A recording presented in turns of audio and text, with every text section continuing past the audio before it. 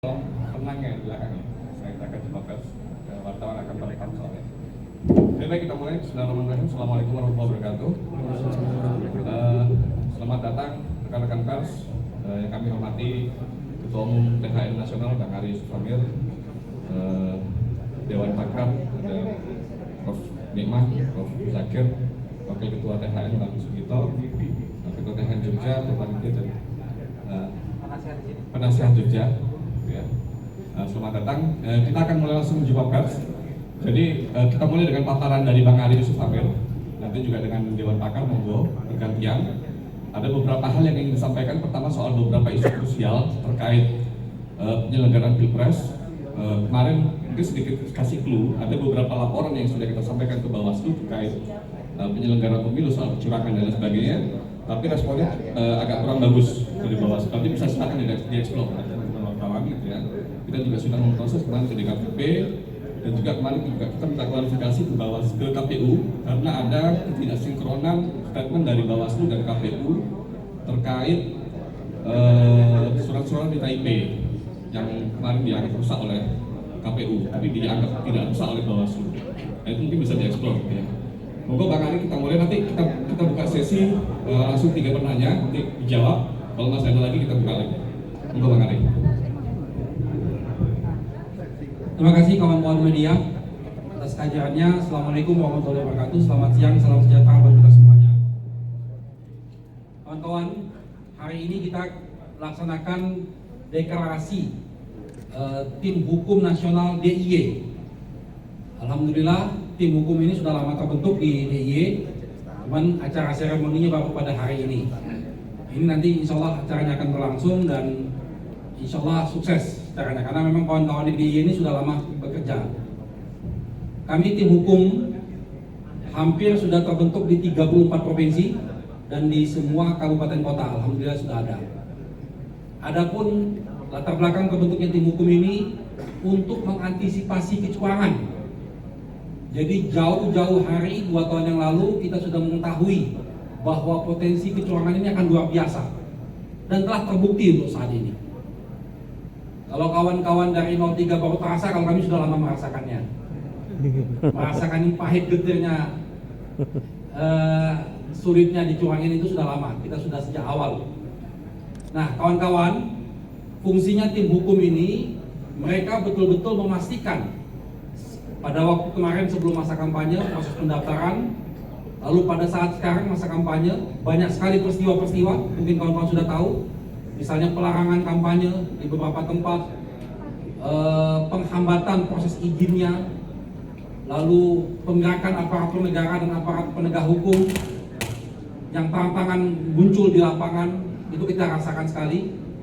Dan nanti pada waktu puncaknya yaitu pada waktu pencoblosan suara, lalu penghitungan, itu tugasnya kawan-kawan tim hukum yang akan mengawal supaya betul-betul kita minimalisir. Kalau untuk menghilangkan kecurangan kayaknya sulit kita, tapi kita akan berupaya semaksimal mungkin untuk minimalisir. Mungkin itu dulu pengantar dari saya, nanti kita bisa dialog. Tapi sebelum itu saya minta ada senior-senior saya di sini untuk bisa menyampaikan tentang beberapa hal tentang kaitan dengan kecurangan. Karena ingat kawan-kawan, di pasal 282 kalau saya tidak salah dalam undang-undang pemilu tersebut jelas-jelas ditegaskan aparat negara, dalam hal ini aparat negara itu termasuk penyelenggara pemilu, termasuk juga polisi, tentara dan lain-lainnya, tidak boleh menguntungkan atau merugikan salah satu pihak. Nah, itu harapan kita ke depan, betul-betul bagaimana proses pemilu ini dalam masa kampanye ini betul-betul kita rasakan netralitas tersebut.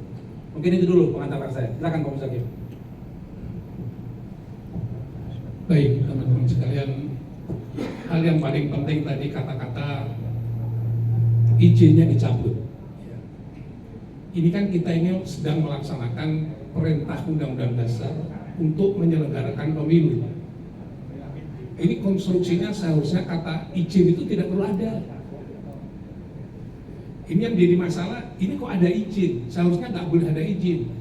Yang ada memberitahu agar supaya dijaga keamanannya seperti hak menyampaikan pendapat, sehingga para kontestan ini bisa menyampaikan bahwa saya akan ada di gedung ini atau di tempat ini pada hari tertentu, maka tugas keamanan adalah mengamankan dan tugas yang lain mereka harus memberi fasilitas untuk itu.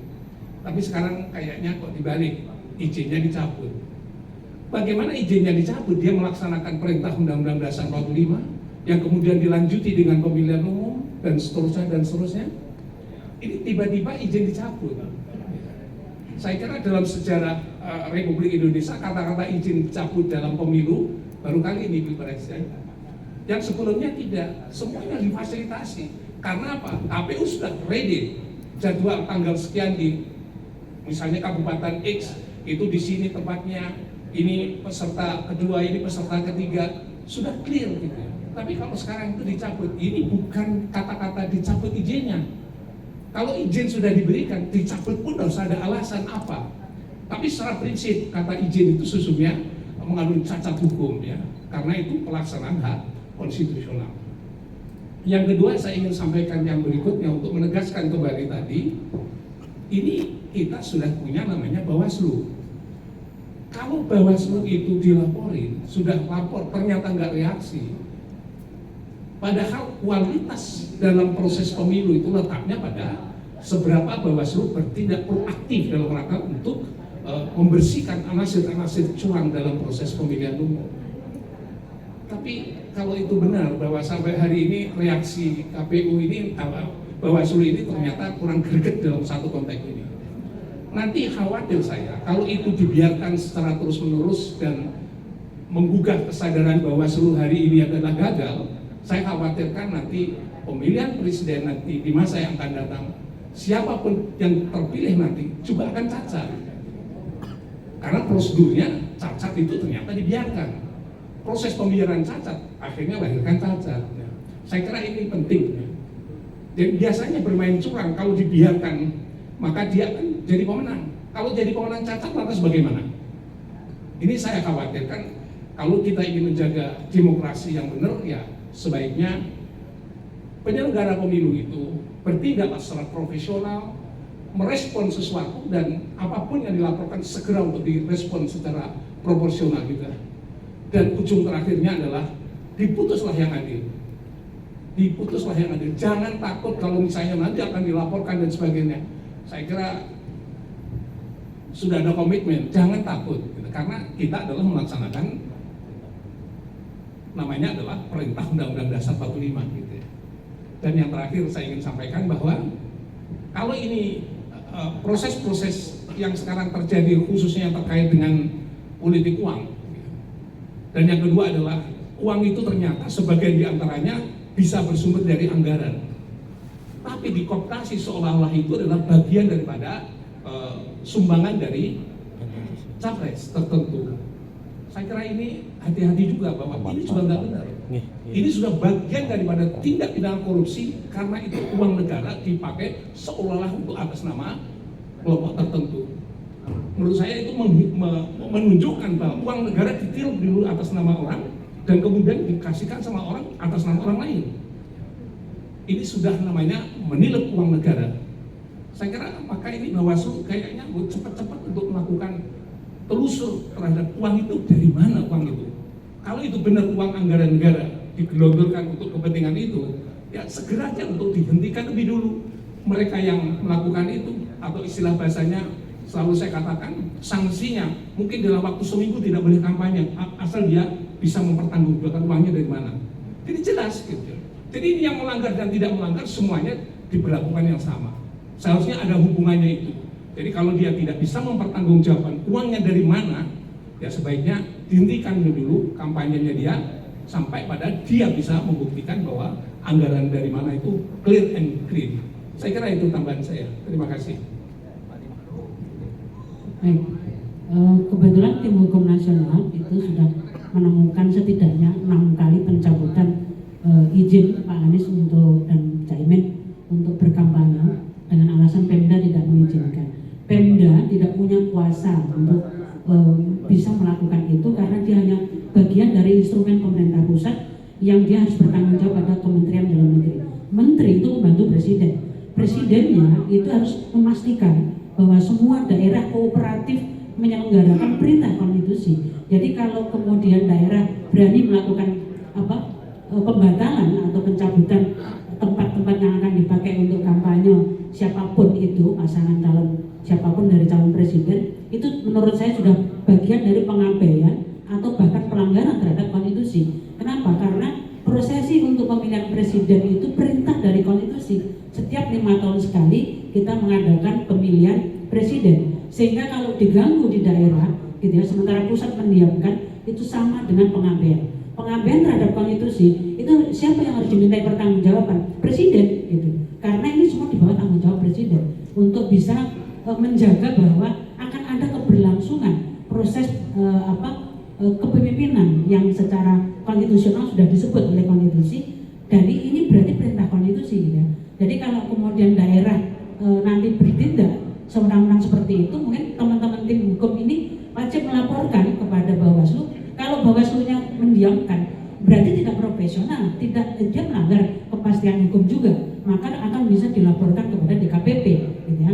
Nah, kita juga akan melaporkan. Jadi konteksnya kenapa teman-teman kemudian membentuk tim hukum nasional sampai ke daerah-daerah itu sebenarnya ikut membantu pemerintah yang menyelenggarakan pemilu itu supaya ada yang ngawasi. Jangan kemudian asal terlaksana saja, tetapi tidak demokratis, tidak adil, tidak jujur gitu. Nah, jadi konteks kita bergerak bersama-sama ini adalah menjaga konstitusi kita supaya setiap 5 tahun ada pergantian kekuasaan secara berkesinambungan melalui proses pemilu. Nah, siapa yang harus bertanggung jawab supaya pemilu ini berjalan? Yaitu presiden. Karena selain dia kepala pemerintahan juga kepala negara, maka beban itulah yang harusnya bisa kita mintakan ya kepada pemerintah untuk menyelenggarakan pemilu melalui instrumen memang penyelenggara lapangannya KPU, Bawaslu, DKPP gitu ya. Tapi yang bertanggung jawab di Republik ini karena kita bentuknya adalah sistemnya presidensial ya presiden.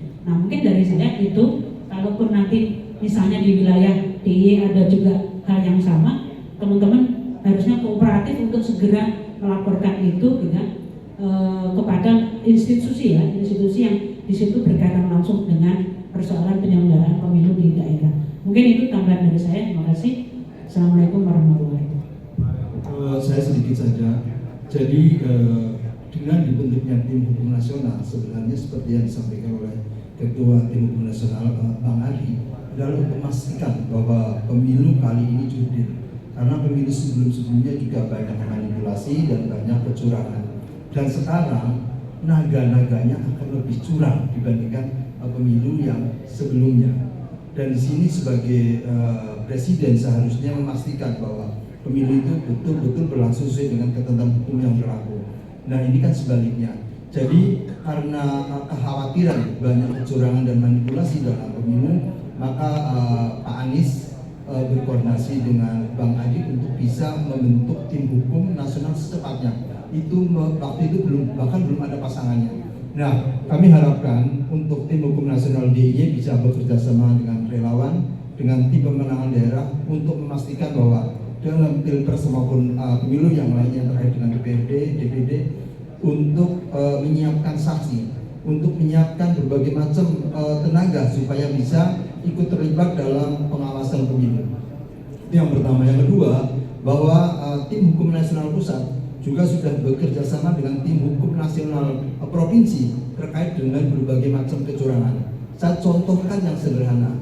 Pada waktu peristiwa seperti penistaan agama secara langsung atau tidak langsung oleh Zulhas, tim hukum nasional juga melaporkan ke Bawaslu. Tapi karena kejadian yang di Semarang, maka tim hukum nasional provinsi Jawa Tengah juga melaporkan ke Bawaslu daerah. Nah, kerjasama itu yang perlu kita seriuskan supaya nanti kedepannya kalau misalnya ada kejadian-kejadian yang lain kita bisa saling bersinergi. Laporan-laporan yang dilakukan oleh kami ke Bawaslu bahkan ke Barreskrim itu mengalami kesulitan untuk bisa diterima karena kita dianggap bagian oposan lah yang tidak satu jalan dengan dengan pemerintah. Sementara laporan yang terkait dengan Caimin yang pantun ada videonya, ada saksinya, diproses cepat bahkan sampai 5 kali sidang. Dan laporan kita yang terkait dengan Zulhas pada waktu itu di Barreskrim ditolak, bahkan diarahkan ke Undang-Undang Pers. Padahal peristiwa itu jelas ada saksinya dan ada videonya, ada berita resminya, tapi itu tidak menyurutkan semangat teman-teman semuanya. Dan sekarang pun akhirnya dari teman-teman tim hukum nasional dan bekerja sama dengan lembaga-lembaga hukum yang netral ikut mensomasi Bawaslu Pusat karena adanya ketidakadilan dalam proses penerimaan laporan. Bahkan dalam proses persidangan pun mereka kelihatan sekali ada pilih kasih terhadap proses yang sekarang ini terjadi, termasuk terkait dengan ketua KPU-nya. Ini perlu kita juga garis bawahi bahwa nanti tim hukum nasional atau mungkin juga teman-teman pers bisa ikut andil dalam menekankan kepada semua pihak bahwa pemilu harus berjalan dengan sebenarnya, dengan jujur dan adil, sehingga akan menghasilkan presiden dan wakil presiden yang kredibel. Mungkin tambahan itu dari saya. Terima kasih. Dari Bang David. Assalamualaikum warahmatullahi wabarakatuh. Waalaikumsalam warahmatullahi wabarakatuh. Berkedudukan dalam bidang tim hukum nasional di DIY ini adalah sebagai penasihat. Nama saya Garis Purba. Ada sebuah pertanyaan. Apakah ada fakta bahwa kecenderungan kecurangan pemilu yang akan datang sudah terjadi? Saya jawab ada. Apa faktanya? Satu, setelah ditemukan 476 kotak suara PAL yang dikomunis. Siapa yang begitu? Untuk apa kotak-kotak suara itu? Yang kedua, sudah terjadi pemilihan umum di Taiwan yang dilaksanakan oleh warga Pak pemilu di sana dan ternyata dibatalkan oleh Bawaslu setempat. Hal-hal seperti ini adalah sebuah cerminan bahwa bukan tidak mungkin di DIY akan muncul dengan kasus-kasus yang sama. Oleh karena itu, pengawasan itu penting. Pengawasan itu dalam rangka menciptakan pemerintahan yang bersih dan berwibawa. Saya punya pandangan bahwa kejahatan dalam bidang hal-hal yang berhubungan dengan pemilu itu tidak boleh dianggap sebagai pelanggaran biasa, tapi itu sebuah dinyatakan sebagai kejahatan dimasuk di dalam klasifikasi sebagai tindak pidana. Oleh karena itu, tim ini memberikan kontrol satu kepada TPS. TPS ini mulai dari tingkat pedesaan sampai provinsi. Kedua, KPU. Yang ketiga, Bawaslu. Oleh karena itu, ini lembaga ini harus dikontrol oleh institusi penegak hukum yang dibentuk oleh tim hukum nasional agar supaya pemilihan hukum bisa dilaksanakan secara bersih dan benar menurut ketentuan undang-undang. Nah, oleh karena itu sesungguhnya tim ini suatu ketika akan membuat tim bantuan hukum korban ekses pemilu. Setiap masyarakat yang merasa hak-haknya tidak dilindungi menurut ketentuan undang-undang sehubungan dengan pelaksanaan pemilu itu sendiri, dia boleh meminta bantuan hukum kepada tim hukum nasional di DIY ini. Saya sudah menghitung bahwa di DIY ini ada 186 kecamatan. Ya, saya coba hitung sekali lagi. 178.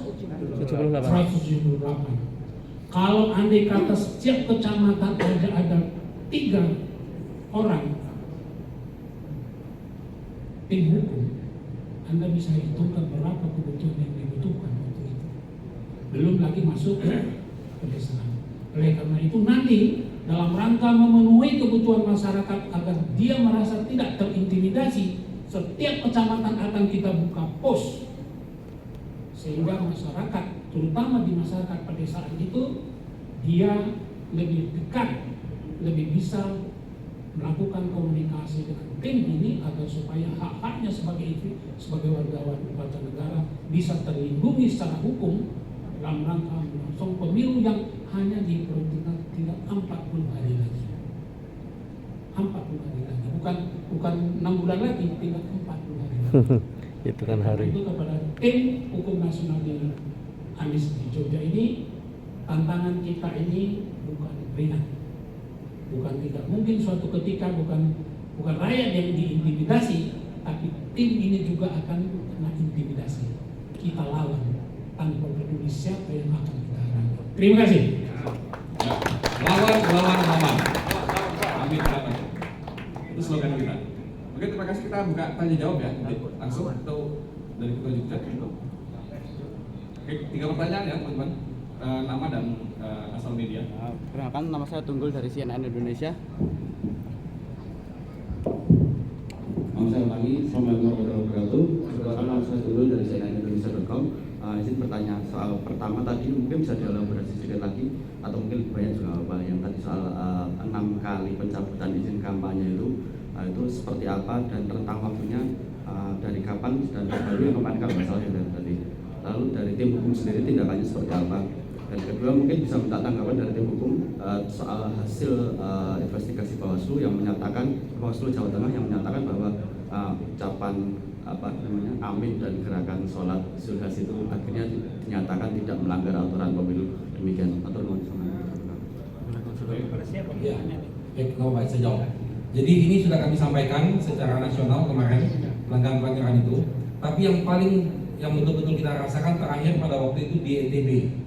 Ya, di NTB itu acara Desa Anies itu sudah lama prosesnya, perizinan sudah lama, sudah tidak ada masalah. Begitu pada hari H tiba-tiba ada pemberitahuan nggak bisa dilaksanakan. Dan sehingga kita harus memindahkan massa yang hadir ke tempat lain itu kan bukan upaya yang mudah. Lalu sebelumnya ada di Pekanbaru Riau. Kalau ini oleh pihak kepolisian, yang tadi disampaikan oleh Pak Muzakir, sebetulnya tidak perlu itu ada izin-izinan. Sudah kewajiban mereka menjaga keamanan. Kita cuma memberitahukan bahwa kami ingin melaksanakan di sini. Jaga keamanan karena tugasnya mereka, tugasnya pihak kepolisian. Karena jadwal kampanye ini sudah jelas. Ini amanat undang-undang kampanye ini harus dilaksanakan.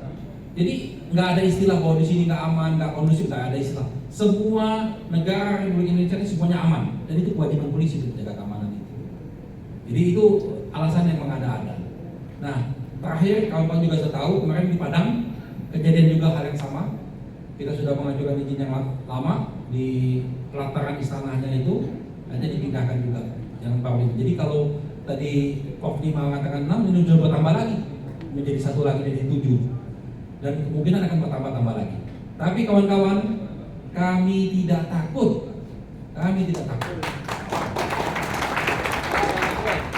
Kawan-kawan dari Jogja akan memotori itu. Karena Jogja ini sebagai basic buat kita, Mas Anies dari sini, dan memang perjuangan kita dari sini, kawan-kawan Jogja akan menunjukkan bahwa Jogja akan hilang kecurangan di Jogja ini. Begitu ya? Ya. Yang lain silakan. Bertanya. Oh, yang amin. Yang soal amin ini, ya biar publik lah menilai.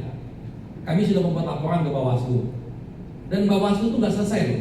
Setiap Bawaslu memberikan jawaban yang tidak memuaskan, kami laporkan ke DKPP mereka. Kami laporkan Bawaslu, baik itu Bawaslu pusat maupun Bawaslu di Jawa Tengah.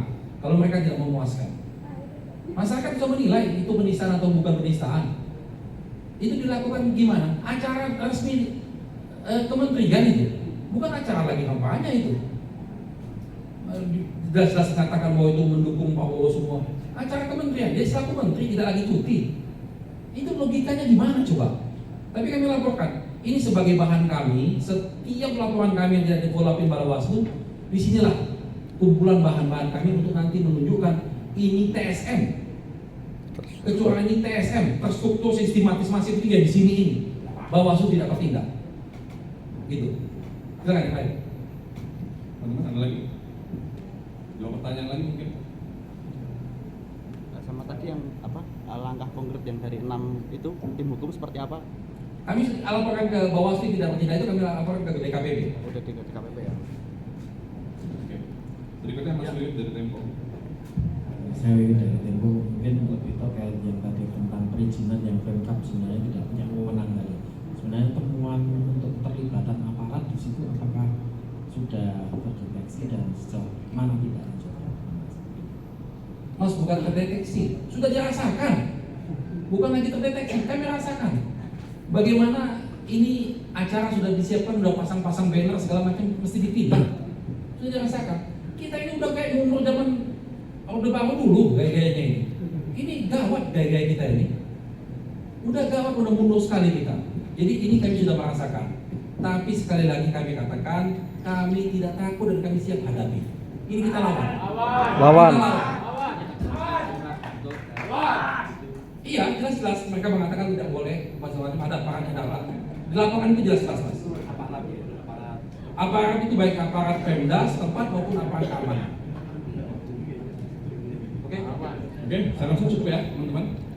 Nanti kalau ada mau ditanyakan detail lebih lanjut, nama dan jabatan dan sebagainya bisa tanya ke sana di luar sini. Oke, terima kasih teman-teman wartawan. Setelah ini silakan juga masih bisa meliput acara karena sebenarnya kita mulai. Nanti akan ada sambutan juga dari